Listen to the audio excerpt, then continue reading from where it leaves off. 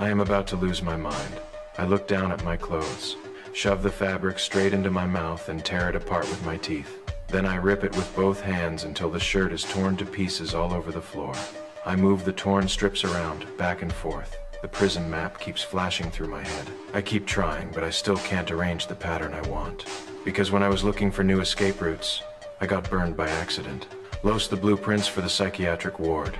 Without that section of the blueprints, we can't get out at all.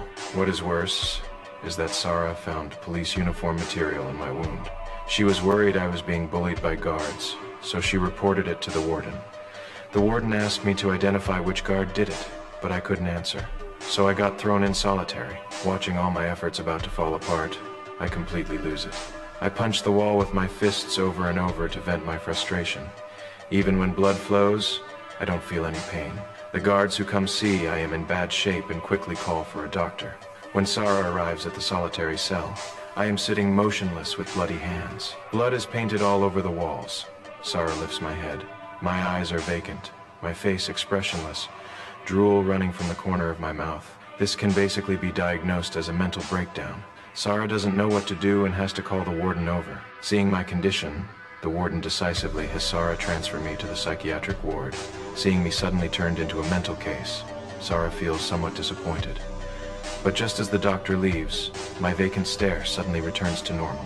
Actually, this is all part of my plan. I faked the mental breakdown just to get into the psychiatric ward, to find my former cellmate Haywire, because Haywire was fascinated by my tattoos, obsessed to the point where he followed me everywhere with a sketch pad, constantly copying them. He wouldn't even leave me alone when I was sleeping. I came here to get him to draw out the part of the map that got burned off. I approach Haywire and tell him his previous guess was right. It is a pipeline map. Now I ask him to recall if he can redraw it. But Haywire answers, "Who are you?" That response almost makes me want to curse. I patiently chat with Haywire about old times, saying he once drew my tattoo. Haywire leans in to observe me carefully. Are you the guy who stole my toothpaste? Yes. Yeah. I stole your toothpaste. So you do remember. This guy finally remembers. But psychiatric patients have to take sedative medication every day. Since I am faking illness, I know clearly I don't need to take medicine, but it is being forced on me. After the doctor leaves, I spit out the pills I hid in my mouth, then find Haywire to continue having him recall the tattoo details. Because of the medication, Haywire's mind falls back into a confused state. To keep him alert, every time after taking medicine, I dig the pills out of his mouth